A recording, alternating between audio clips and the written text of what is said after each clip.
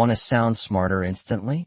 You might be making these embarrassing grammar mistakes right now. I've seen even CEOs mess up number 7, and it's costing them credibility. Stick around because by the end, you'll never mix up these common words again. Trust me, your emails and presentations are about to level up. Nothing kills your professionalism faster than grammar blunders. Imagine sending a report with there when you meant there.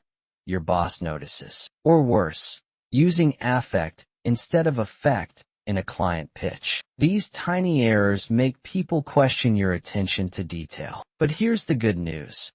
Fixing them takes seconds once you know the rules. I've analyzed over 10,000 writing samples to find the most damaging mistakes. Today, I'll reveal the top 10 that make you look amateur, plus simple tricks to avoid them forever. Number 80 shocks most native English speakers. Let's dive in.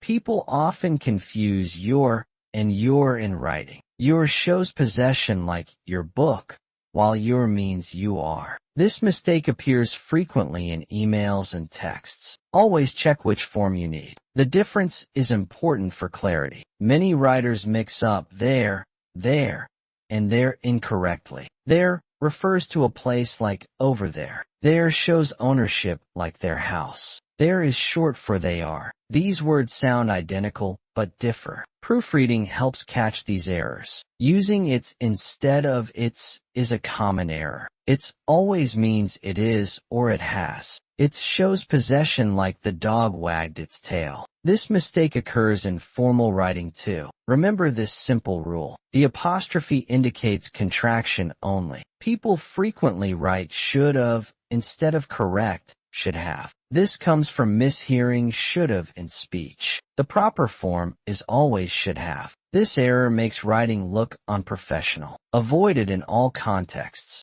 Mixing up affect and effect causes confusion. Affect is usually a verb meaning influence. Effect is typically a noun meaning result. Some exceptions exist, but are rare. This distinction matters in academic writing. Many native speakers struggle here. Confusing accept and accept changes meaning. Accept means to receive willingly. Accept means excluding something. These words sound similar, but differ. This error appears in business correspondence. Careful reading catches mistakes. The words advice and advise get mixed up. Advice is the noun form meaning guidance. Advise is the verb meaning to counsel. Remember, ice is a noun, ISE a verb. This mistake occurs in professional emails. Spell check won't always flag it. Writing a lot instead of a lot is wrong. A lot isn't a word in standard English. Always write quantity as 2 words. This looks unprofessional in documents. The error is very common online. People often misspell definitely as definitely. The correct spelling has no a after the n. This is one of the most misspelled words. Remember, finite is inside definitely. The mistake appears in all writing levels. Bare and bare have different meanings. Bare means uncovered or minimal. Bare is the animal or means carry. These homophones confuse many writers. Context determines correct usage. This affects formal documents. Complement versus complement causes errors. Compliment means something completes another. Compliment is praise or flattery. One letter changes the meaning entirely. These get swapped in business writing. The difference is worth memorizing. Desert and dessert often get confused. Dessert is the sweet course after meals. Desert is arid land or to abandon. Remember, dessert has 2 S's. This helps with correct spelling. The mistake appears in menus.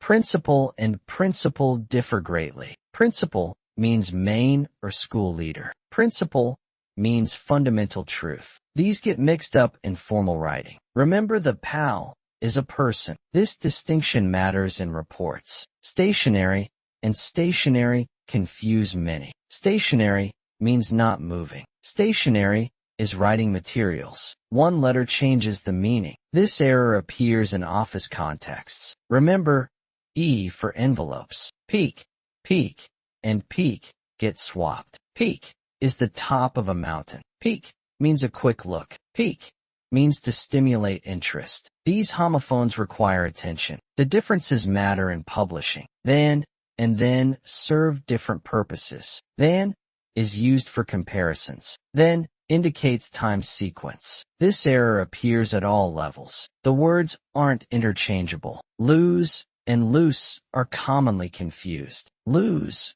means to misplace something. Loose means not tight or free. The spelling difference is 1-0. This mistake appears in advertisements. Remember, lose, lost, and o. Past and past have distinct uses. Past is the past tense of pass. Past refers to time before now. These get mixed in narratives. Context determines correct usage. Farther and further differ slightly. Farther refers to physical distance. Further refers to figurative advancement. The distinction is sometimes blurred. Formal writing observes the difference. This affects academic papers. Lie versus lay confuses many. Lie means to recline oneself. Lay means to put something down. The past tenses complicate this. Even professionals make this error.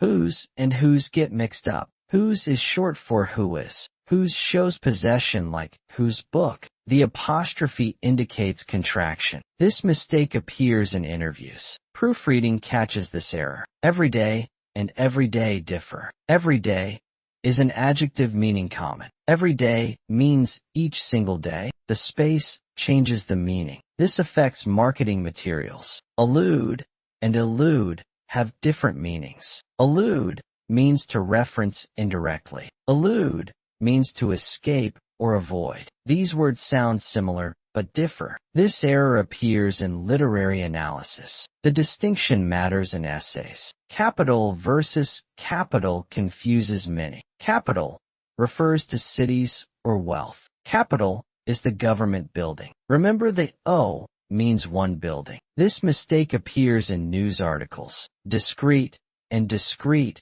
aren't interchangeable. Discreet means careful or subtle. Discreet means separate or distinct. The spelling difference is one letter. This affects technical documents. Science writers often mix these. Illicit versus illicit changes meaning. Illicit means to draw out. Illicit means illegal or forbidden. These homophones require attention. Legal writing demands precision here. Imply and infer are often swapped. Imply means to suggest indirectly. Infer means to conclude from evidence. Speakers imply, listeners infer. This mistake appears in reports. Journalists sometimes confuse them. Ensure versus assure differ. Ensure means to make certain. Ensure refers to insurance policies. Assure means to remove doubts. These get mixed in business contexts. Perspective and perspective get confused. Perspective means point of view. Perspective refers to potential future. These appear in academic papers. The difference is worth noting. Admissions essays often misuse these. Precede versus proceed differs. Precede means to come before. Proceed means to continue forward. This affects technical manuals. The spelling difference is subtle. Rational and rationale aren't the same. Rational means logical thinking. Rationale means underlying reason. These get swapped in debates. Remember the E for explanation. This mistake appears in theses. Reluctant means unwilling to act. Reticent means unwilling to speak. These synonyms have different uses. Precision matters in formal writing. The distinction appears in legal contexts. Tortuous and torturous differ. Tortuous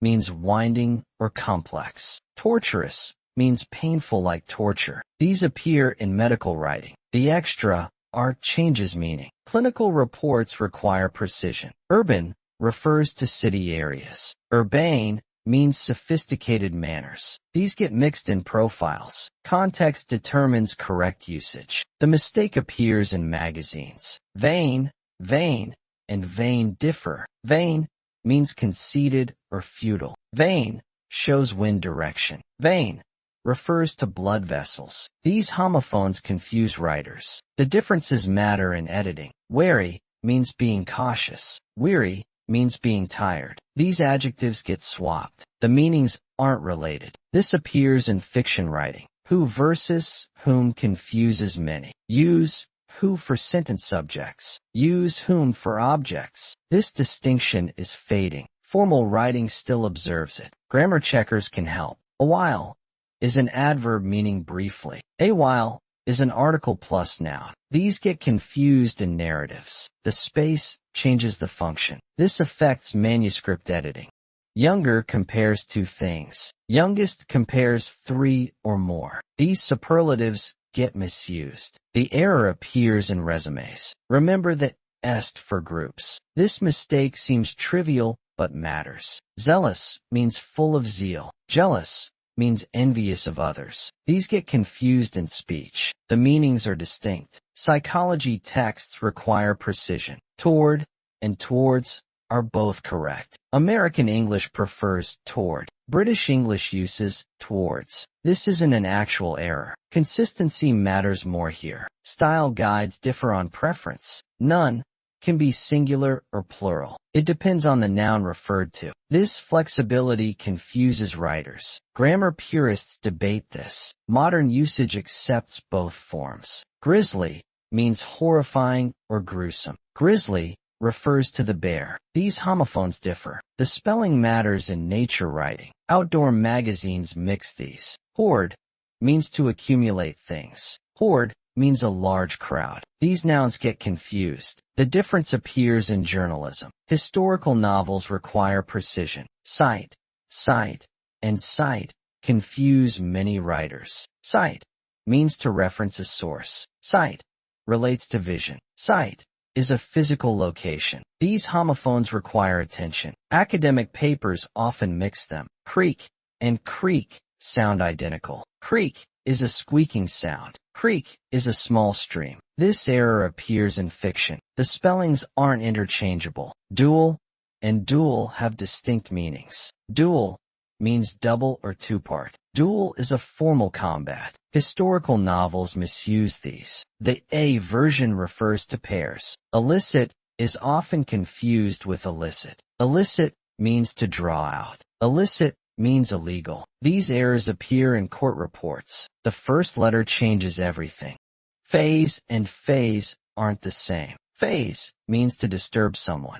Phase is a stage of progress. This mistake occurs in psychology texts. The PH indicates Greek origin. Grizzly describes something horrifying. Grizzly is the bear species. These get swapped in nature articles. The extra Z indicates the animal. Flare and flare are often confused. Flare means a natural talent. Flare refers to a burst of light. These words sound the same, but differ. This mistake appears in journalism. The spelling changes the meaning. Gamble and gamble get mixed up. Gamble means to take risks. Gamble means to frolic playfully. These errors occur in fiction writing. The extra O indicates playfulness. Hoard is sometimes written as hoard. Hoard means to collect things. Hoard refers to a large crowd. This spelling error alters meaning. Historical texts require precision. Jibe and jive have different uses. Jibe means to agree with. Jive refers to a dance style. These get swapped in music reviews. The I version relates to harmony. Colonel and colonel sound alike. Colonel is a seed or core. Colonel is a military rank. This homophone pair confuses many. The silent L makes it tricky. Leech and leech aren't the same. Leech means to drain away. Leech is the blood-sucking worm. Science writers must distinguish these. The double E indicates the animal. Manner and manner differ greatly. Manner refers to behavior. Manor is a large house. These get confused in descriptions. The extra N changes everything. Moot and mute sound similar. Moot means debatable or irrelevant. Mute means silent or silenced. Legal documents often misuse these. The vowel difference is crucial. Palate and palate get swapped. Palette refers to taste buds. Palette is an artist's paint board. These errors appear in food blogs. Remember, A for art, E for eating. Peel and peel have distinct meanings. Peel is a loud ringing sound. Peel means to remove skin. These homophones require attention. The A version relates to bells. Cache and cache often get confused. Cache means hidden storage. Cash refers to physical money. Tech writers sometimes mix these. The extra E changes the meaning. Chord and chord sound alike but differ. Chord is a musical term. Chord means a thin rope. These errors appear in manuals. The H indicates harmony. Do and do are commonly mixed. Do is morning condensation. Do means owed or scheduled. These homophones confuse writers. Weather reports sometimes err. Illicit is often misspelled as illicit. Illicit means to draw out. Illicit means illegal activity. Legal documents require precision. The first letters change everything. Faint and faint get swapped. Faint means barely perceptible. Faint is a deceptive move. These appear in sports writing. The E version relates to strategy. Gamble is sometimes written as gamble. Gamble involves taking risks. Gamble means to frolic. Fiction writers mix these up. The extra O indicates playfulness. Hoard and hoard sound identical. Hoard means to accumulate. Hoard refers to a crowd. Historical texts often confuse them. The E version relates to people. Jibe is confused with jive. Jibe means to be consistent. Jive refers to dance or slang. Music critics sometimes err. The I version indicates agreement. Colonel and colonel are tricky. Colonel is a seed corps. Colonel is a military rank. These homophones puzzle many. The silent L makes it hard. Leech and leech differ. Leech means to drain away. Leech is a blood-sucking worm. Science texts require distinction. The double E marks the animal. Manner is often swapped with manner. Manner refers to behavior. Manor is a large house. These errors appear in novels. The extra N changes meaning. Moot and mute sound similar. Moot means debatable. Mute means silent. Legal briefs sometimes confuse them. The vowel difference is crucial. Palate and palette get mixed. Palate relates to taste. Palette is an artist's board. These appear in food blogs. Remember, A for art. Peel and peel differ. Peel is a ringing sound. Peel means to remove skin. These homophones require care. The A version relates to bells. Q is often misspelled as Q. Q means a line. Q is a signal. These get confused in theater. The extra E indicates waiting. Rack and rack sound alike. Rack is a framework. Rack means to ruin. These appear in instructions. The W version relates to damage. Tack and tact are different. Tack means a small nail. Tact refers to diplomacy. These get swapped in guides. The C version relates to skill. Vein and vein get confused. Vein means conceited. Vein refers to blood vessels. Medical texts require precision. The E indicates anatomy. Waiver and waiver differ. Waiver means to hesitate. Waiver is a legal document. These appear in contracts. The I version is official. Yolk and yolk sound alike. Yolk joins animals together. Yolk is the egg yellow. Cooking recipes sometimes err. The L indicates food. Allude is confused with elude. Allude means to reference. Elude means to escape. Literary analysis needs accuracy. The double L indicates reference. Baited is often misspelled. It means in suspense. Not to be baited like fishing. This appears in novels. The correct phrase is special. Complacent and complaisant differ. Complacent means self-satisfied. Complaisant means eager to please. These get mixed in psychology. The endings change meanings. Discreet and discreet are tricky. Discreet means careful. Discreet means separate. Technical manuals require precision. The T version stands alone. Eminent and imminent sound similar. Eminent means distinguished. Imminent means about to happen. These appear in news reports. The prefixes change everything. Flair and flare get swapped. Flare is natural talent. Flare is a bright light. These errors occur in articles. The extra E indicates light. Grizzly and grizzly differ. Grizzly means gruesome. Grizzly is the bear. Nature writers must distinguish. The Z indicates the animal. Hangar and hangar get mixed. Hangar is for aircraft. Hangar is for clothes. These appear in manuals. The extra A means airplane. Baited is often misspelled as baited. Baited means in suspense. Baited refers to fishing lures. This spelling error changes meaning. The phrase is bated breath. Modern writers frequently err. Canvas and canvas sound alike. Canvas is a sturdy fabric. Canvas means to survey opinions. Political reports sometimes confuse them. The double S indicates asking. Desert and dessert get swapped. Desert is arid land. Dessert is sweet food. Remember 2S for sweets. This mistake appears in menus. Discreet means being careful. Discrete means separate items. These get mixed in science papers. The T version stands alone. Technical writing needs precision. Illicit is confused with illicit.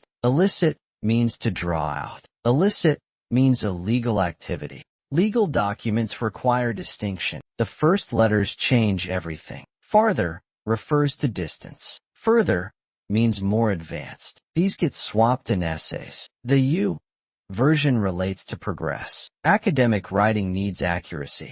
Grizzly describes something horrifying. Grizzly is the bear species. These get confused in articles. The Z indicates the animal. Nature writers must be careful. Hangar is for airplanes. Hangar is for clothes. These appear in manuals. The extra A means aircraft. Aviation texts require precision. Jibe means to be consistent. Jive refers to dance style. Music critics sometimes err. The I version indicates agreement. These homophones need attention. Leech means to drain away. Leech is the blood-sucking worm. Science texts must distinguish. The double E marks the animal. Medical writing needs care. Palate relates to taste buds. Palate is an artist's board. These appear in food blogs. Remember, A for art. Cooking shows sometimes confuse. Peel is a ringing sound. Peel means to remove skin. These homophones require care. The A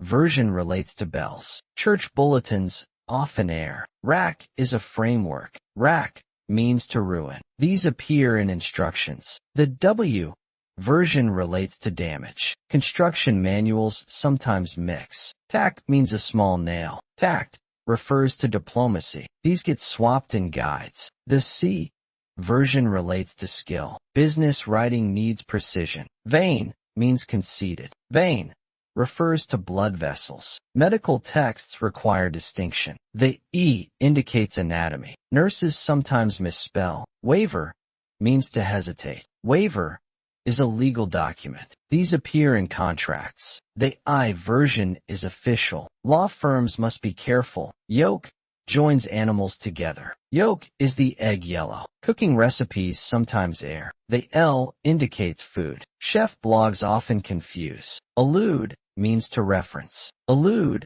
means to escape. Literary analysis needs accuracy. The double L indicates reference. Book reviews sometimes mix. Complacent means self-satisfied. Complacent means eager to please. These get mixed in psychology. The endings change meanings. Counseling texts need care. Eminent means distinguished. Imminent means about to happen. These appear in news reports. The prefixes change everything. Journalists must distinguish. Flair is natural talent. Flair is a bright light. These errors occur in articles. The extra E indicates light. Magazine writers sometimes err. Gamble involves taking risks. Gamble means to frolic. Fiction writers mix these up. The extra O indicates playfulness. Novelists should be careful. Appraise and apprise often get mixed. Appraise means to assess value. Apprise means to inform someone. Business emails sometimes confuse them. The S version relates to sharing information. Baited is frequently written as baited. Baited means in suspense. Baited refers to fishing lures. This error appears in novels. The correct phrase is special. Cache is sometimes confused with cache. Cache means hidden storage. Cache refers to money. Tech articles often mix these. The extra E indicates storage. Chord and chord sound similar. Chord is a musical term. Chord means a thin rope. These errors appear in manuals. The H indicates harmony. Do and due are commonly swapped. Due is morning condensation. Due means owed or scheduled. These homophones confuse writers. Weather reports sometimes err. Illicit is often misspelled as illicit. Illicit means to draw out. Illicit means illegal activity. Legal documents require precision. The first letters change everything. Faint and faint get confused. Faint means barely perceptible. Faint is a deceptive move. These appear in sports writing. The E version relates to strategy. Grizzly describes something horrifying. Grizzly is the bear species. These get mixed in nature articles. The extra Z indicates the animal. Horde and horde sound identical. Horde means to accumulate. Horde refers to a crowd. Historical texts often confuse them. The E version relates to people. Jibe is confused with jive. Jibe means to be consistent. Jive refers to dance or slang. Music critics sometimes err. The I version indicates agreement. Colonel and colonel are tricky. Colonel is a seed corps. Colonel is a military rank. These homophones puzzle many. The silent L makes it hard. Leech and leech differ. Leech means to drain away. Leech is a blood-sucking worm. Science texts require distinction. The double E marks the animal. Manner is often swapped with manner. Manner refers to behavior. Manor is a large house. These errors appear in novels. The extra N changes meaning. Moot and mute sound similar. Moot means debatable. Mute means silent. Legal briefs sometimes confuse them. The vowel difference is crucial. Palate and palette get mixed. Palate relates to taste. Palette is an artist's board. These appear in food blogs. Remember, A for art. Peel and peel differ. Peel is a ringing sound. Peel means to remove skin. These homophones require care. The A version relates to bells. Q is often misspelled as Q. Q means a line. Q is a signal. These get confused in theater. The extra E indicates waiting. Rack and rack sound alike. Rack is a framework. Rack means to ruin. These appear in instructions. The W version relates to damage. Tack and tact are different. Tack means a small nail. Tact refers to diplomacy. These get swapped in guides. The C version relates to skill. Vain and vain get confused. Vain means conceited. Vein refers to blood vessels. Medical texts require precision. The E indicates anatomy.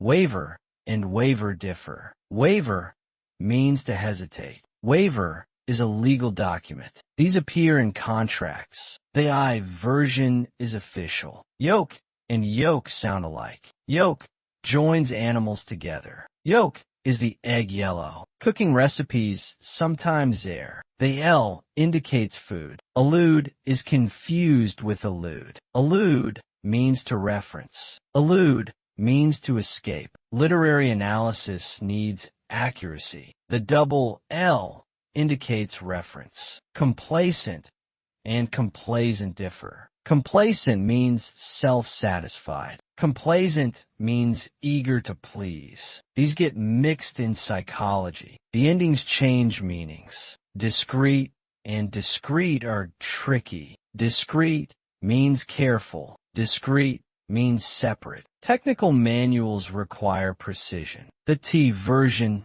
stand alone. Eminent and imminent sound similar. Eminent means distinguished. Imminent means about to happen. These appear in news reports. The prefixes change everything. Flare and flare get swapped. Flare is natural talent. Flare is a bright light. These errors occur in articles. The extra E indicates light. Gamble involves taking risks. Gamble means to frolic. Fiction writers mix these up. The extra O indicates playfulness. Novelists should be careful. Pour and pour often get confused. Pour means to study carefully. Pour means to make liquid flow. These homophones appear in recipes. The U version relates to liquids. Reek and reek sound similar. Reek means to smell strongly. Reek means to cause damage. These verbs get swapped in news. The W version indicates harm. Seam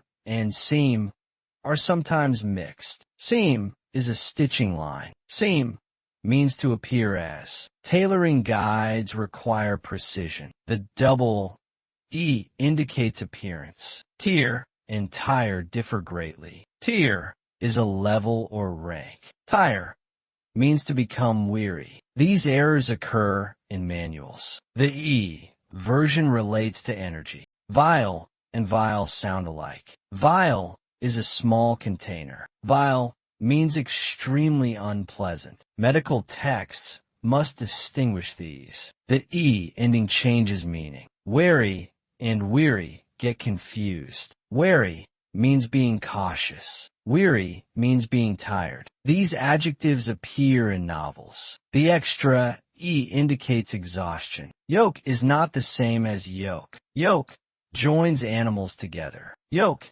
is the yellow egg part. Cooking shows sometimes err. The L clearly marks food. Abjure and adjure differ. Abjure means to renounce. Adjure means to command. Legal documents need accuracy. The prefixes change the actions. Bridal relates to weddings. Bridle is horse equipment. These get mixed in stories. The E version controls animals. Censor and censure vary. Censor means to suppress. Censure means to criticize. These appear in media reports. The S version involves judgment. Draft and draft cause confusion. Draft refers to air currents. Draft means preliminary version. These differ in British English. The GH indicates British spelling. Illicit is often misused. It means to draw out, not to be illicit,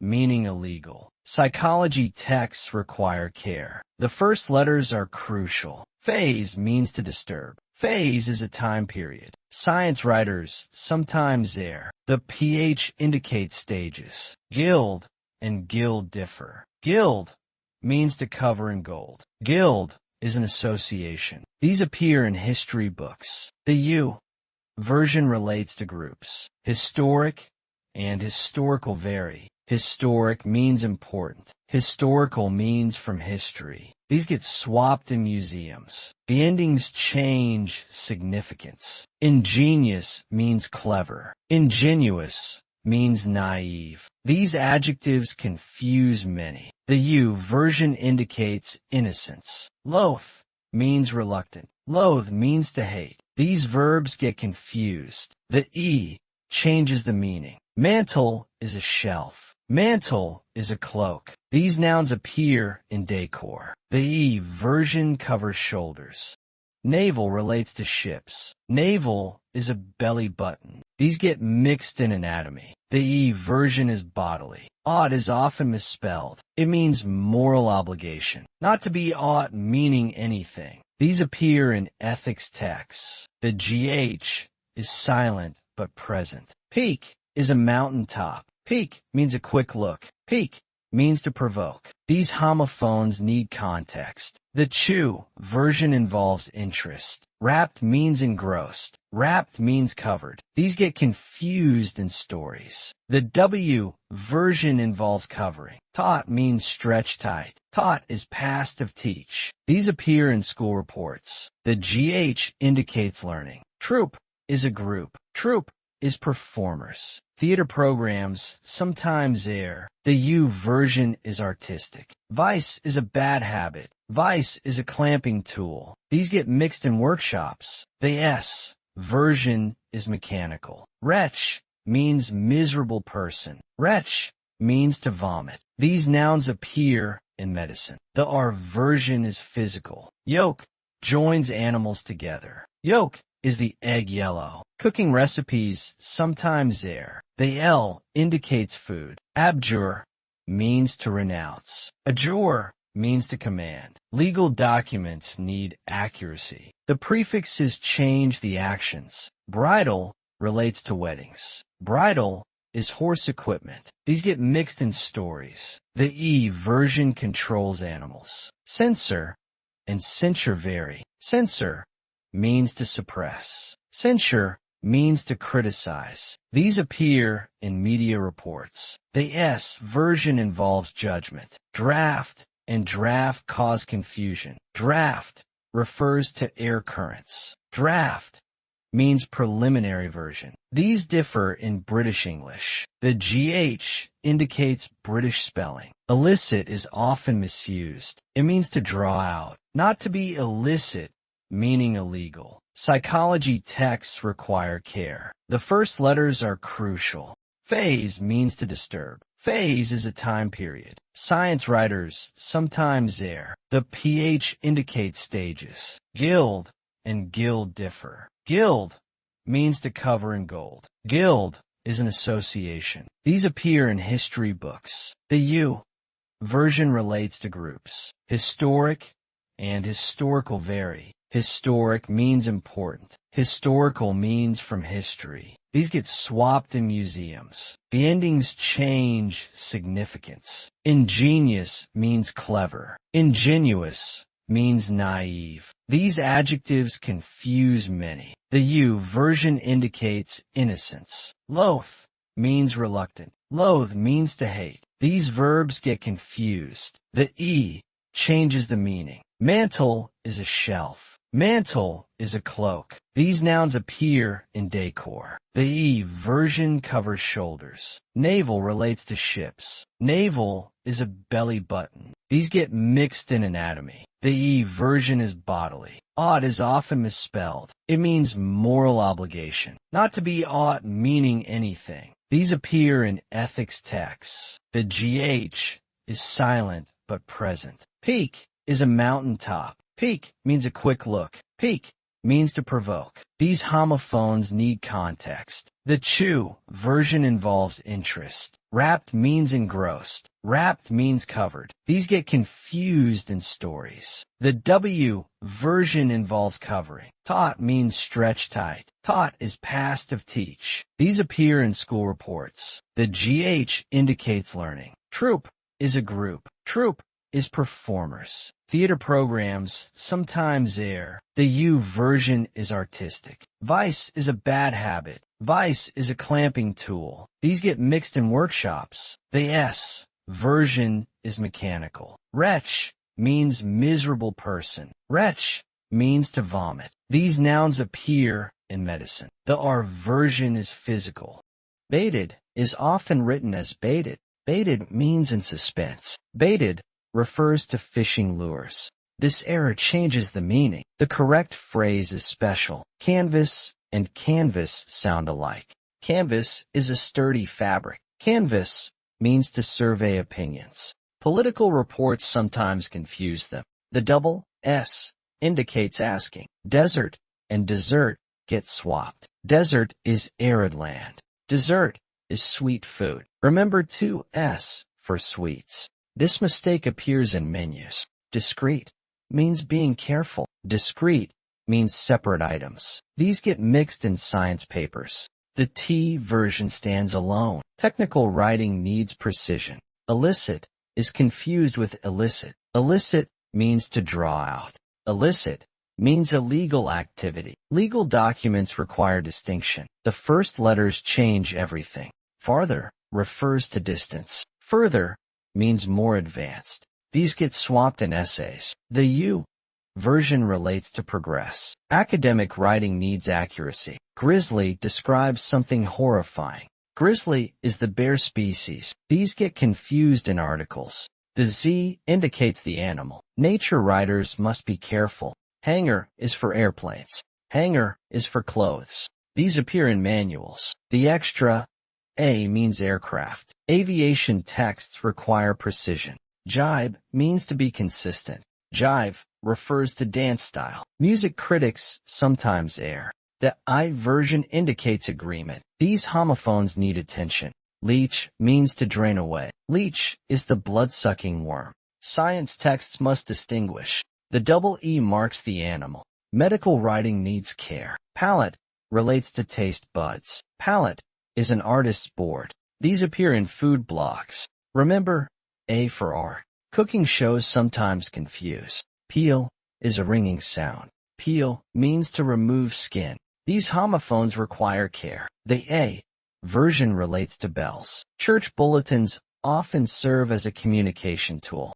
Rack is a framework. Rack means to ruin. These appear in instructions. The W version relates to damage. Construction manuals sometimes mix. Tack means a small nail. Tact refers to diplomacy. These get swapped in guides. The C version relates to skill. Business writing needs precision. Vein means conceited. Vein refers to blood vessels. Medical texts require distinction. The E indicates anatomy. Nurses sometimes misspell. Waiver means to hesitate. Waiver is a legal document. These appear in contracts. The I version is official. Law firms must be careful. Yolk joins animals together. Yolk is the egg yellow. Cooking recipes sometimes err. The L indicates food. Chef blogs often confuse. Allude means to reference. Elude means to escape. Literary analysis needs accuracy. The double L indicates reference. Book reviews sometimes mix. Complacent means self-satisfied. Complacent means eager to please. These get mixed in psychology.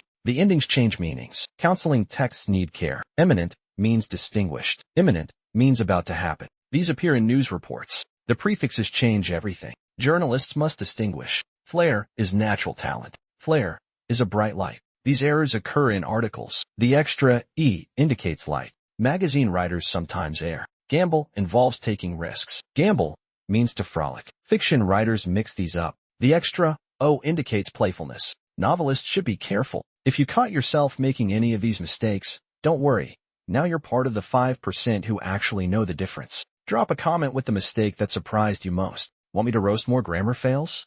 Smash that like button, and I'll make a part 2. Your future self will thank you when that perfectly crafted email lands the deal. Stay sharp, grammar warriors. Now let's move to listening practice. Please listen carefully, pause, and rewind to understand it better. Chapter 1. The Last Time. On the night Dr. Richard Kimble lost everything, he went to a big dinner party at the Chicago Hilton Hotel. His friends from the Chicago Memorial Hospital were there, and a lot of other people drinking and talking. Charlie Nichols, the most important doctor of the hospital, came across to him with another man.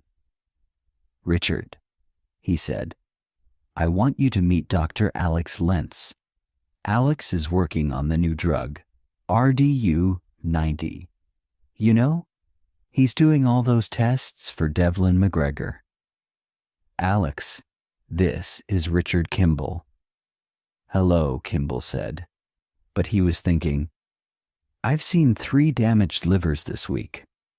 They were all from dead people, and all of them took RDU-90.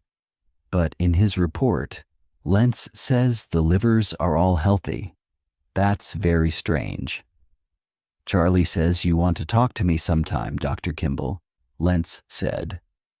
"What?" "Oh yes," Kimble said. "Tomorrow morning about your reports on those 3 livers. Will that be okay?" "Right. Tomorrow morning." Lentz smiled, but his eyes were hard and cold. Kimble turned and saw his wife, Helen. He went over to her. "You're looking very beautiful tonight," he said. "I love you." "Look, you know I don't like these parties. Why don't we go home?" "And I love you too," Helen said, laughing. "But we must stay, dear. This dinner party is to get money for your hospital, remember?" The Kimbles stayed at the hotel for another 2 hours, then drove home. Just before they arrived at their house, the car phone rang. Kimble answered. Then he said to Helen, "I have to go back to the hospital. Somebody's very ill." Helen kissed him. Go on then, dear. Be quick, she said. It was the last time. At the hospital, Kimble saw another patient on RDU 90. I must operate quickly, Kimble told the man's doctor. During the operation, he saw that this man had a damaged liver too. What's this RDU 90 doing to people, Kimble thought. The operation was quick and easy, and the man was soon sleeping comfortably in a hospital bed. Kimble drove home and phoned Helen from the car on his way. She was in the living room with a book. After the phone call, she closed her book and went up to the bedroom. At the top of the stairs, she stopped. Somebody was there, in the bedroom. She walked slowly into the room and looked round. It was very quiet. I'm being stupid, she thought, and opened a cupboard to get her nightclothes. A big hand came out of the dark and hit her hard in the face. She fell back on the bed.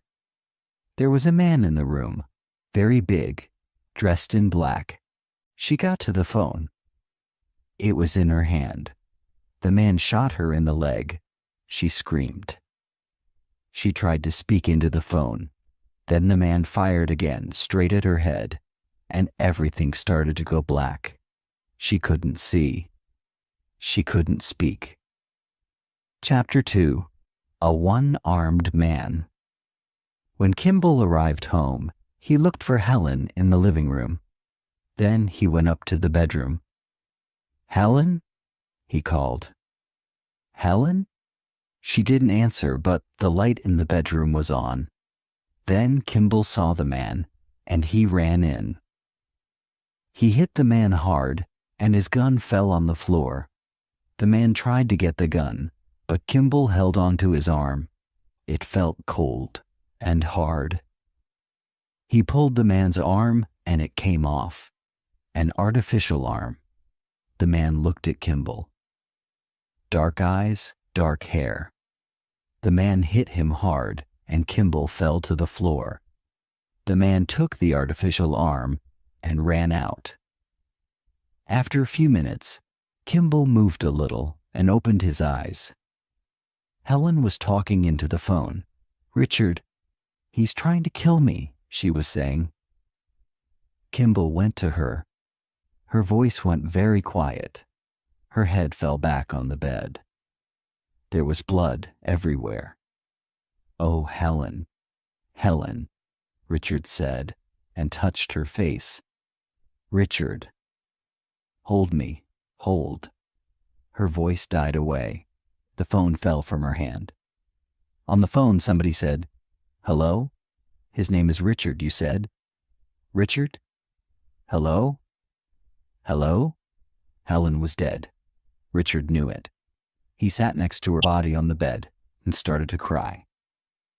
Later, the police came. There were men and noise everywhere. They took him to the police station. The police put Kimble in prison and asked him lots of questions day after day. At his trial some months later, they said, Kimble killed his wife. We can't find the man with the artificial arm. Kimble had the same gun that killed his wife, a .38, and she said on the phone, I didn't kill my wife. Kimble shouted, but nobody listened to him. After several weeks, the trial ended. They sent Kimble back to prison. You killed your wife and you're going to die for it, they said. Chapter 3. Escape. Kimble was in a bus on the way to Menard Prison in Illinois, the place that they sent all the most dangerous criminals. There were 2 guards from the prison and another prisoner called Copeland in the bus. I'm going to die soon, Kimble thought. But I didn't kill Helen. He thought about the man with one arm. Hey, I'm hungry, Copeland shouted. It's time to eat. You've got to give us food and you know it. Quiet, Copeland, said one of the guards, a young man. But he got some food and came into the back of the bus. Suddenly, Kimble saw a knife in Copeland's hand. "Look out," he shouted. But Copeland moved fast, and the knife went into the young guard's side. He fell to the floor, and Copeland took his gun, but the bus was going fast, and Copeland fired the gun accidentally. The bullet hit the bus driver, and he fell dead. The bus went from side to side on the road, and Kimble and Copeland fell down on the floor. Copeland dropped the gun, and it went across the floor of the bus into a corner. "Hey, what's going on?"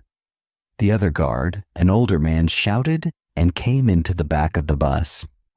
Copeland went for the gun, but the policeman shot him dead. With a noise of breaking glass and metal, the bus finally crashed onto its side and stopped. After a minute, the older guard moved over to his friend. Then he turned to Kimble. "You're a doctor," he said to Kimble. "Help him. He's hurt badly." Kimble looked at the man and said, "We must take him to a hospital fast." Kimble took the shirt off Copeland and pushed it hard on the big cut on the young man's side.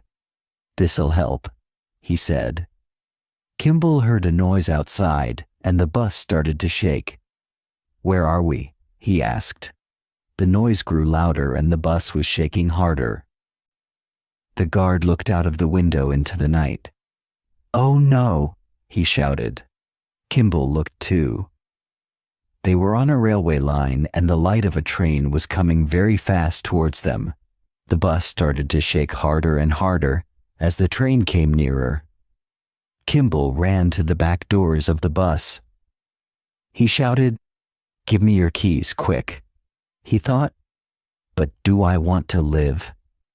Then he saw the face of the man with one arm, and he thought, "Yes, I do want to live. I want to find that man." The noise of the train came nearer and nearer. The guard threw his keys to Kimble. "But which one?" Kimble shouted. "This one? Tell me." "Yes, yes, quick." Now the light from the train was shining into the bus, and the noise seemed to be all around them. Kimble opened the door, and the older guard suddenly pushed past him and jumped out. "Help me," Kimble shouted. "Help me with your friend." The train was almost on top of them, as big as a black mountain. The bright lights on the front of it shone straight into his eyes. "Do I want to live?" Kimble pushed the young guard out of the bus and jumped after him. They went over and over in the dark. The train crashed into the bus. Metal and glass flew everywhere. Red and yellow fire shot up into the black sky through the tall trees. The train came off the line and stopped. Kimble stood up. He still had the guard's keys in one hand. He threw them away. He had a bad cut on one leg, but he knew one thing. He wanted to live now. He wanted to find the man with one arm, Helen's killer. He moved away into the night as quickly as he could. Chapter 4. The Search Begins. Detective Samuel Gerard looked at the train and the two halves of the bus. There were lights everywhere. A lot of police and a lot of reporters. Too many people. He didn't like it. "Newman," Gerard said. "Yes, sir." Newman was a tall young man, new to the police, and he wanted to do all the exciting things. But Gerard gave him all the dirty jobs instead. "Get down there," Gerard said, "where the train hit the bus, and look around carefully." "Yes, sir." "Poole," Gerard said, "you come with me." Poole was a black woman, very strong, with hard eyes. They walked across to some television lights. The old prison guard from the bus was there. He was sitting on the ground and speaking to the police and reporters. "The prisoners are dead," the guard said. "I shot Copeland, and Kimble died in that bus. Look at it." Did you see Kimble die? Gerard asked him. No, I didn't, but... Then how do you know he's dead? Gerard asked. Suddenly Newman ran up. Sir, I found these by the railway line. He gave Gerard the keys to the bus. They were near the bus, Newman said. Why were these keys by the line? Gerard asked the older guard angrily. I gave them to Kimble, the guard said. And he got out of the bus, didn't he? Gerard told him. Kimble's alive, Gerard shouted to all the policemen. Search every building and road within 10 kilometers from here. Go. Gerard went back to his car and looked at the police photograph of Kimble, a rich man, intelligent, and there was something in his eyes. They were sad. Sad. Why did you kill your wife, Kimble? Gerard asked the photo. You had everything, but I'll catch you. You'll never kill again, my friend. Kimble arrived at the hospital in the early morning. He went in through a back door and found a room. A patient was in the bed. Hello? Kimble asked. But the man didn't move or speak. Kimble went into the bathroom and cleaned the cut on his leg. Then he washed and shaved. He put on some of the man's clothes. There was some money in the trousers and the man's glasses. He found a white doctor's coat, and he put that on too, and walked out of the hospital. At the door, Kimble stopped to help some men carry a patient into the hospital from an ambulance. We've just found him, doctor, one of the men said. He was under that train. Is he okay? It was the young guard. The man opened his eyes and looked up at Kimble. He tried to speak. That's... This man's very ill, Kimble said quickly. Take him to the accident department. Go now, run. The men carried the young guard away quickly. Kimble took the ambulance and drove away. Gerard was talking to Poole. Why do you think Kimble killed his wife? He asked. Was he angry? Did he want her money? Before she could answer, Newman ran up and said, Sir, that young guard saw Kimble at the hospital. What time? 19:30, sir, Newman said. 20 minutes ago. Then he's still somewhere near here. Let's go, Gerard shouted. Kimble drove fast for a long time. He saw the Tennessee River hundreds of meters below. The gray and white water looked very cold. He drove into a wide tunnel. It went through a mountain by the river. There was light at the end of the tunnel, but suddenly, Kimble saw a police helicopter and several police cars across the road behind it. Kimble stopped his ambulance in the tunnel. Stay in the ambulance, Kimble. Do not move, a policeman shouted. The tunnel was dark. Kimble got out of the ambulance quietly and tried to think. He looked back at the opening of the tunnel. More cars, more police. He looked around and then moved as quietly as an animal. There was water by his feet. He moved his hands over the sides of the tunnel and found an opening. It was a small side tunnel. He went in. Gerard and Poole came down the big tunnel and looked into the empty ambulance. Where is he, sir? Poole asked. Where's he gone? He's near, Gerard said. I can smell. Poole, take a look down there along the tunnel. Gerard walked along slowly. He felt the sides of the tunnel. Then he found the opening to the side tunnel and went in. He had a light in one hand and his gun in the other. He ran along the small tunnel, but the floor was wet and he fell. His gun disappeared into the water. Gerard tried to stand, but suddenly a strong hand took his, and Gerard looked up into that sad face, those sad eyes. Dr. Richard Kimble. I did not kill my wife, Kimble said. He had Gerard's gun. That's not my problem, Kimble. Now give me. Sir, sir, Poole shouted in the dark. Are you there? For a second, Gerard turned. Kimble turned and ran to the end of the small tunnel, but he suddenly stopped. Hundreds of meters below, he saw the angry white water of the Tennessee River. Kimble, Gerard shouted. Throw down the gun and come here. You can't get away. I want to live, Kimble thought, but I want to find Helen's killer too. He turned back to the river below, ready to jump. Kimble.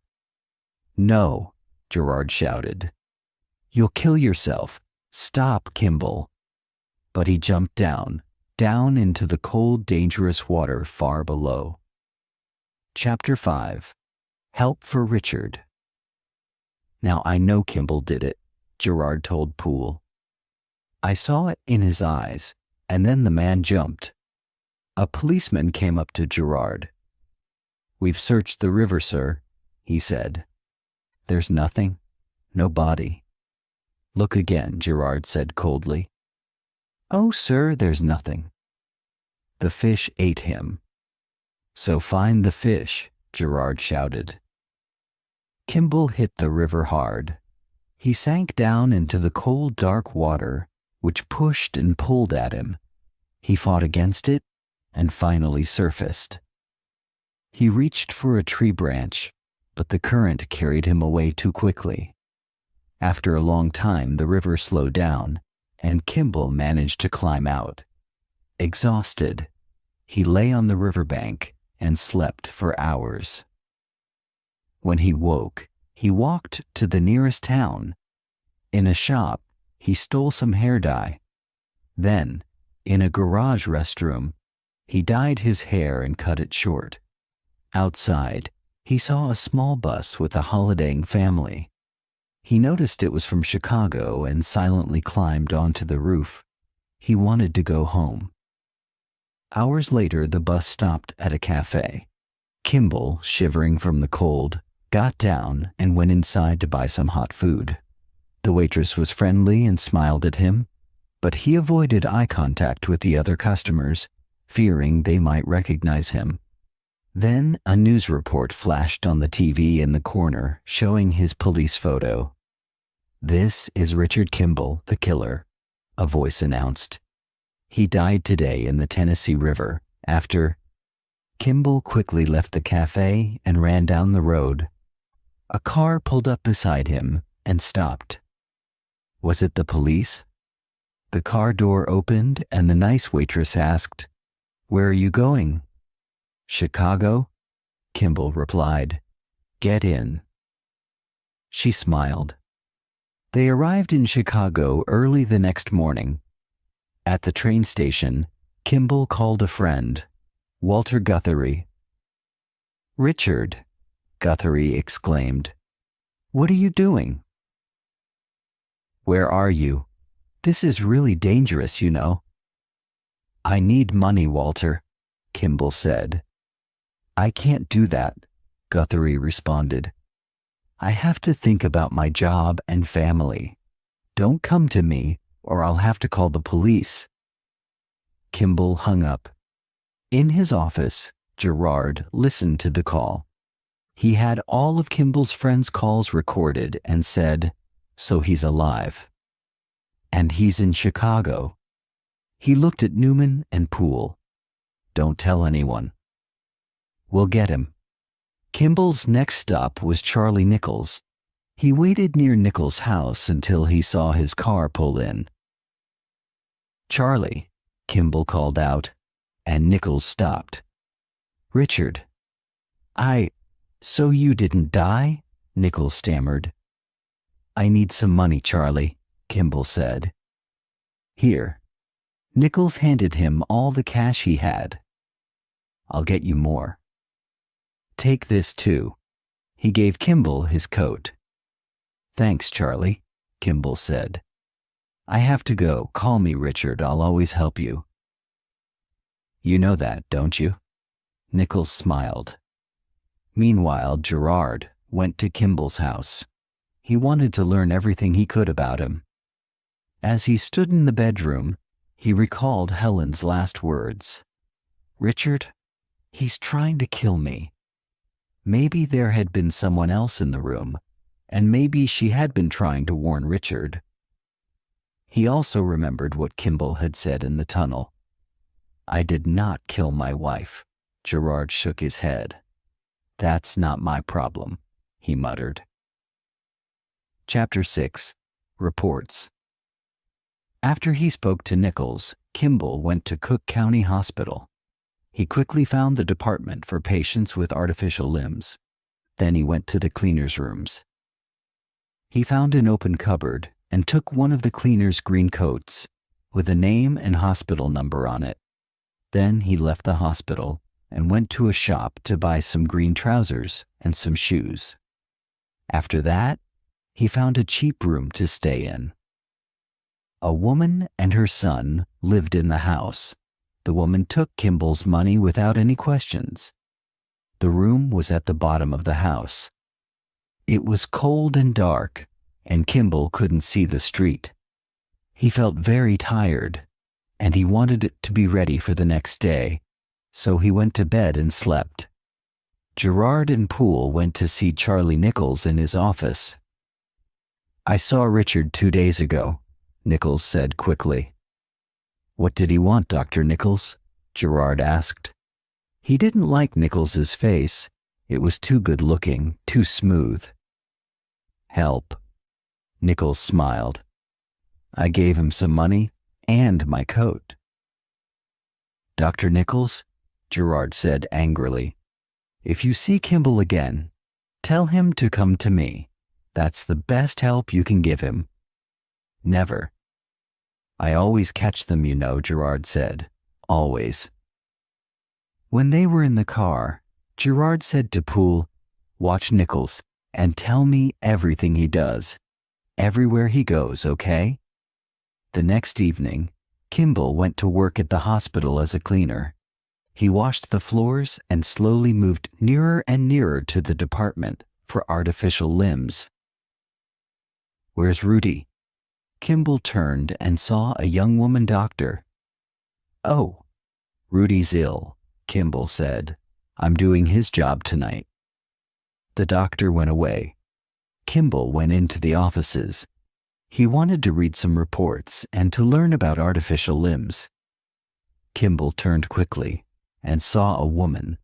She had an artificial arm in her hand. "Oh, sorry," she said. "I thought you were Rudy?" "No, I'm cleaning tonight. I'll come back." "Oh, it's okay. I'm going to be here all night." "I must finish this arm," she said. She went to her desk, and Kimble went into a small room to get the reports. He took some of them and put them under his shirt. "What are you doing in here?" It was the woman again. They told me to clean the windows." "Oh, okay. Do you want some coffee?" "I made a lot." She smiled. "No thanks," Kimble said. "I have to go." In the elevator, he saw the young woman doctor again. He read her name on her white coat. Dr. Eastman. She wanted to be friendly and said, "How are you? Are you going home now?" Yeah," he said. He didn't look at her. It was too dangerous. But he wanted to. He needed a friend. Back in his cold room, Kimble read all the reports and learned about artificial limbs. He wanted to know what to look for on the computer. Chapter 7. Information. I must get into the computer room, Kimble thought, jock at the reports, and toot tonight, or somebody waddy see my face and know I'm here. When he arrived at the hospital that evening, Kimble saw a lot of Pauline and doctors, and some new patients were coming in after an accident. Dr. Isunun was there. She spoke to Hun. "This is Beta Bus. Came off the road. Tease this boy up to a bed on the 3rd floor now, will you please? Kimby went to the elevator. The boy looked dangerously ill, so Kimble carefully touched his seeds and his head. He decided that the boy needed an operation immediately.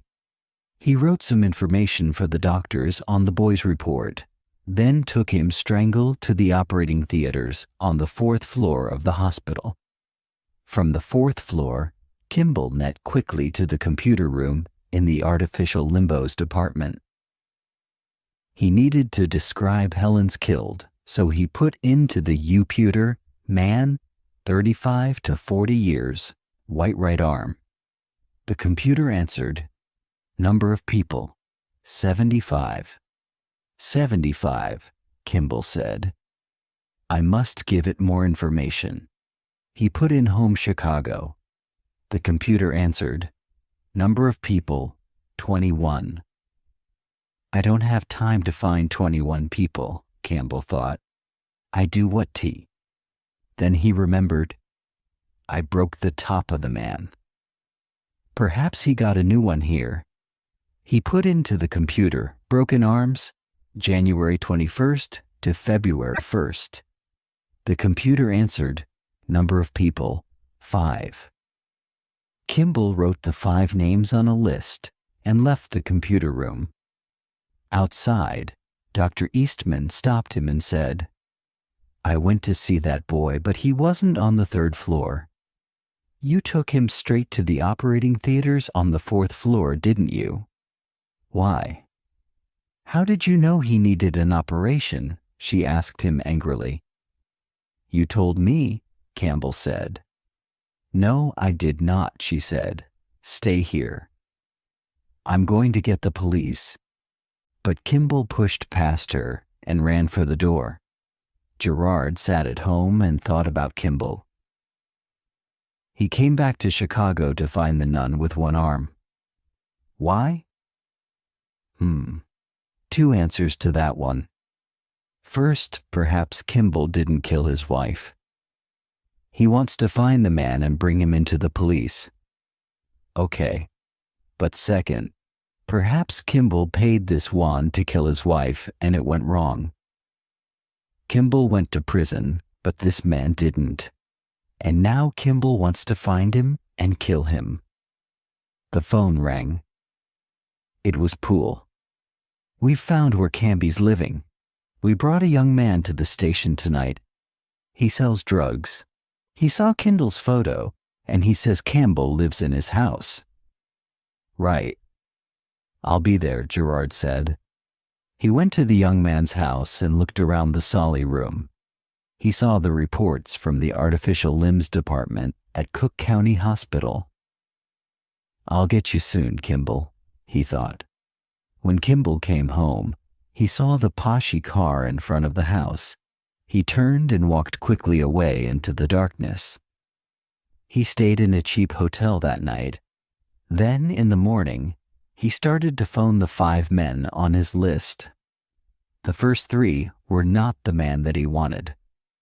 Soon he had only 2 names, Clive Driscoll and Frederick Sykes. Kimble rang Driscoll's Ninther. His brother Gerard Clive's in prison, he said. He took supermarket shot a man to money from A. I'm a friend of his, Kimble said. Where's Clive? I'll go and see him. The prison near the train station, the man said. He's waiting for his trial. Kimble put down the phone. He wanted to vest Chai Driscoll, but it was dangerous to go back to that person. He was in there before his trial, too. Perhaps one of the Gerard will remember me, he thought. But I've got to go. Chapter 8. Running Again. In the computer room at Cook County Hospital, Gerard got the names of the 21 men in Chicago with artificial right arms. Talk to all of them, he told Newman and Poole. I'm right, he thought. Kimble is looking for the man with one arm, but does he want to kill him or to bring him into me? I must find Kimble first. Kimble stood in front of the prison near the tram station. It was a gray, ugly building. I don't want to go back in there, he thought, but perhaps Driscoll is the right man. He headed to the elevator, and when the door opened, it was full of policemen. He got in and tried not to look at them. On the 5th floor, he got out and went to the visitor's room. He thought about the weight of Helen's killing, about the man's dark eyes, his cold, hard face. Is he here now? Visitor for Driscoll. Table 7, a policeman said. Kimble sat at table 7 and waited with his eyes down. Who are you? A man said. Driscoll. Kimble looked up and saw a small slack man, the wrong man. He stood up quickly and walked towards the stairs. He had to get out of the building. At the same time, Gerard, Newman, and Poole walked into the prison to talk to Driscoll. Newman and Poole took the elevator. Gerard went up the stairs. A man ran past him down the stairs. Gerard didn't see his face, but he knew immediately. Kimble, he shouted. Stop. But Kimble didn't stop. He started to run, then went through a door. Gerard found a policeman and told him to close all the doors out of the prison. Kimble ran fast for the front doors. He remembered the night when the train hit the bus. And here was Gerard, the same man, very dangerous, very strong, coming at him. The front doors started to close. Behind him, Gerard took out his gun and shouted, "Stop!" Kimble jumped through the front doors, but they closed on his foot. Gerard ran for Kimble, his gun ready, and the words went through his head. Not my problem. Not my problem. Kimble pulled his foot, and he couldn't move. He pulled again. His foot came free, and the doors closed. Gerard fired his gun 7 times, but the strong glass in the front doors stopped the bullets. Kimble stood up. Gerard walked up to the locked doors. Each of them stood at the doors and looked eye to eye through the glass. Then Kimble turned and disappeared into the crowds and the traffic. He went across Chicago to Frederick Sykes's flat. There was a police car in front of the building. So, Gerard does think there was a man with one arm, Kimble thought. He went to the back of the building and climbed the stairs to Sykes's flat. He looked in through the window. The flat was dark, so he broke the glass and went in. Inside the flat, Kimble saw some photographs of Sykes's children. He picked up a photograph of a man, about 35, a policeman. He looked at the man's face, the face of Helen's killer. Kimble quickly searched the flat. He found an artificial arm, a right arm with a new top, and some more photographs. These photographs showed Sykes on holiday by the sea. In one photograph, Sykes was standing next to another man. Kimble looked carefully. He thought he knew the other man's face. After a second or two, he said, "It's Lentz, Alex Lentz, that doctor at Devlin McGregor." In a cupboard, Kimble found some papers about Sykes's job. He was a guard at the Devlin McGregor building in Chicago.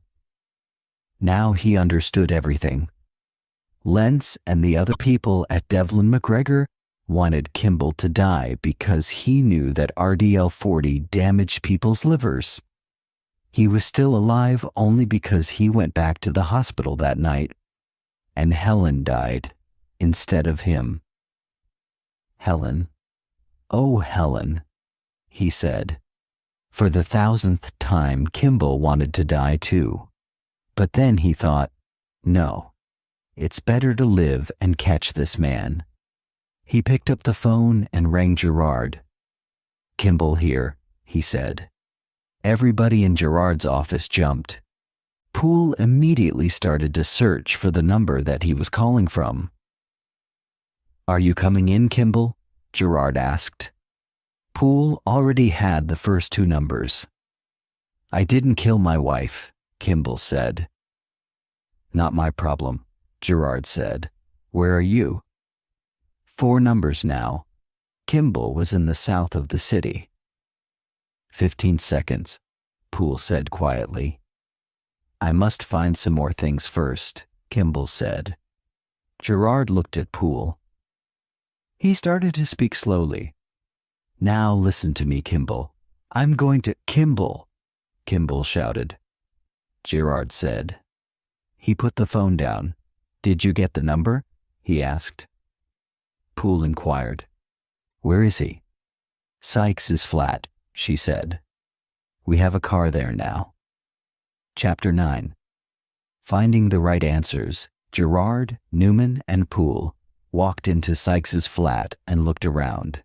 Then Sykes came in. "What's this?" he said. "Who are you?" He was a very big man with dark hair. He was angry. "Police, Mr. Sykes," Gerard said. "A man called Richard Kimble was here today. He called me on your phone." "I don't know Richard Kimble," Sykes said quickly. "Oh, yes, you do," Gerard thought. "Oh, I remember," Sykes said. "He's that doctor, isn't he? The police questioned me when his wife died because I've got one arm." "Look, I wasn't in town that night." "Why did Kimble want to look at these, Mr. Sykes?" Gerard asked. He showed him the holiday photographs. "I don't know," Sykes said. "Ask him." They left the flat. "Watch him," Gerard told Poole. Kimble left Sykes' flat and took a bus. He thought about Sykes, Lentz, and Devlin McGregor. He remembered the reports from Lentz on those 3 patients' livers. Lentz was lying, he thought. He knew those livers were damaged.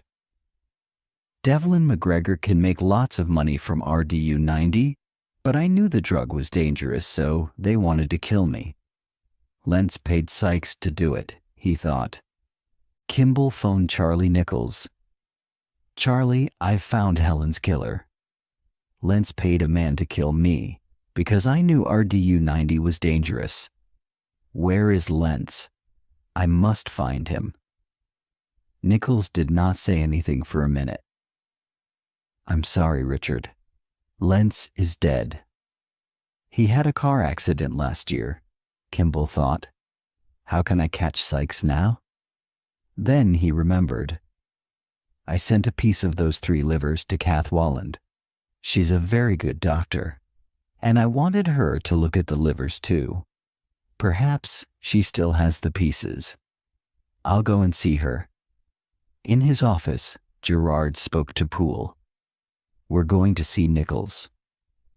I think he helped Kimble to find his wife's killer, and now I know that was Sykes."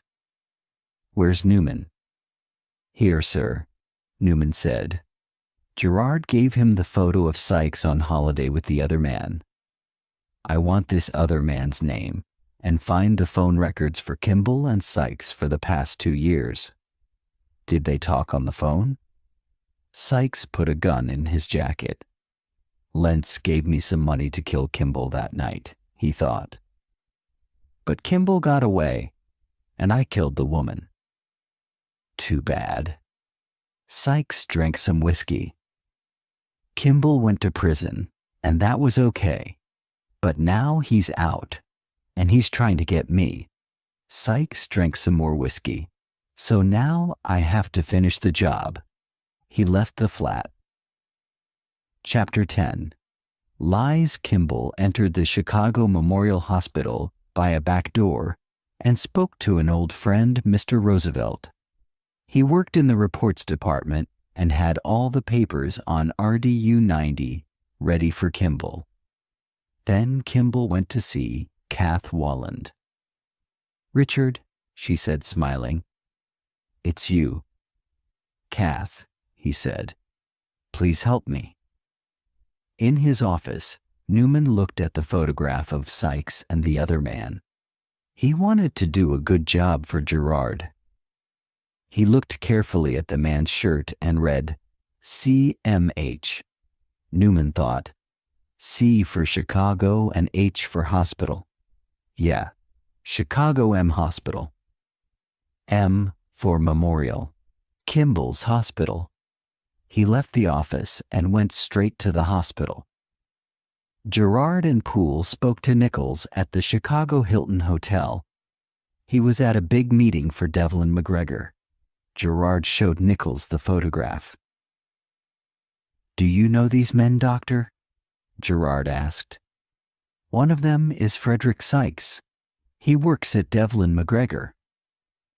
Nichols looked carefully at the photograph of Sykes and Lentz. I'm sorry, he said. I don't know either of them. In Kath Walland's office, Kimble looked at the pieces of the 3 livers. You see, he said, all these livers are damaged because the patients took RDU-90. But here in Lentz's report, he says that these patients all had healthy livers. Kath looked at the livers too. Richard, she said, all of these livers have von Meyenberg's complex.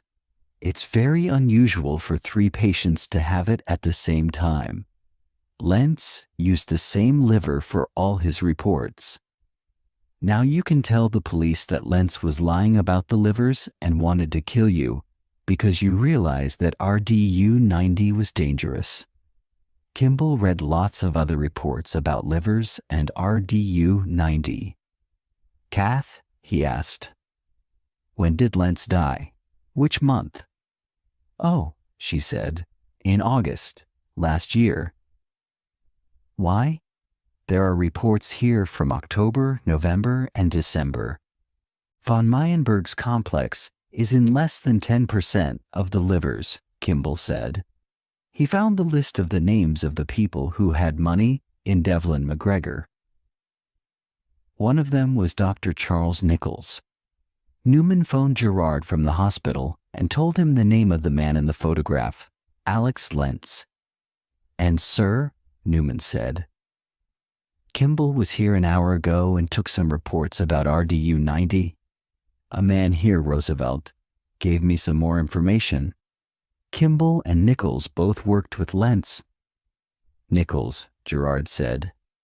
So he did know Lentz. Good work, Gerard told Newman. Now get me those phone reports. Kimble got on a train. He tried to think, to understand, but he didn't really want to. Charlie Nichols was my friend, but he tried to kill me. No, Kimble thought. I must find him, but what can I do then? Charlie doesn't know Sykes. He saw a man with a newspaper. It said, Kimble in Chicago on the front page, and his photograph was there too. The man looked across at Kimble, then he stood up quickly and went to find a train guard. Kimble counted the seconds until the next station.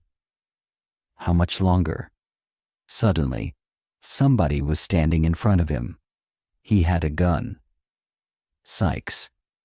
Kimble stood up, and the door opened at the same time as a train guard opened the door. Hands up, Kimble, he said. Sir, you can put that gun down. No, sir, Sykes said. He turned and fired 4 bullets into the guard. People started to scream. The driver heard the noise and stopped the train. Everybody fell to the floor. Sykes dropped his gun, and it fell near the dead policeman. Sykes and Kimble both jumped for it, but Kimble got it first. Newman told Gerard about Kimble's phone calls. I looked at all his calls for the last 2 years, he said. On the night of Mrs. Kimble's killing, Kimble called Sykes from his car phone at 7.30. That's it, Gerard said. Poole, bring Sykes in. Sir, Newman said. I thought Kimble didn't do it. Gerard looked at him. That's not our problem, he said. but he understood Newman. Gerard was sorry to know about the phone call too. He found Kimble's police report about Helen's killing and read it again. I took a taxi to the hotel and arrived at 8:30. I gave Dr. Nichols my car that afternoon because his car was in the garage. He gave me back my car keys at the hotel, and I drove my wife home in my car at about 10:30. Nichols made that call, Gerard thought. Poole ran into the office. Sir, the police got Sykes in a trunk. There's a dead train guard, too. Kimble ran off with a gun. No, Gerard thought. Now every policeman in Chicago will be after Kimble, and they'll shoot to kill. Chapter 11. Out of the dark, Kimble took the elevator to the top of the Chicago Hilton, where Nichols was talking to the people from Devlin McGregor. He opened the doors to a big room and saw Nichols in front of a crowd of people. Thank you all, Nichols said. His face went white. Richard. You what, Charlie? Kimble shouted. You tried to kill me because I knew RDU-90 was dangerous, and you knew it too? Is that what you want to tell these people? Suddenly, Nichols ran from the room. Kimble went after him. In front of a door, Nichols turned and hit Kimble hard. He fell. I can kill you now, Richard, it's easy. On the floor, Kimble shouted. For money, Charlie, Helen's dead. All for money. You were my friend. He jumped at Nichols, and they fell through a fire door onto the fire stairs outside the hotel. They saw the lights of police cars hundreds of meters below them. A police helicopter flew noisily above them, and its bright lights shone into Kimble's eyes. He couldn't see. He couldn't hear. Nichols ran down the stairs. Gerard and Poole came up to the top floor of the hotel.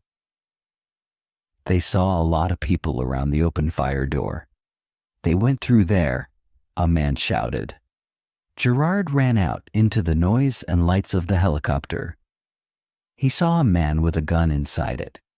Below him, Kimble and Nichols were fighting on the stairs. Suddenly, the man in the helicopter fired his gun. Gerard saw the two men fall off the stairs onto the glass top of an elevator on the outside of the hotel. The helicopter lights moved over Nichols and Kimble.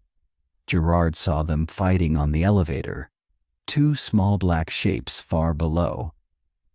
Then the top of the elevator broke, and Nichols and Kimble crashed into the dark through the falling glass. Gerard ran down the stairs inside the hotel. He met Poole. Where did they go? He shouted. Did you see?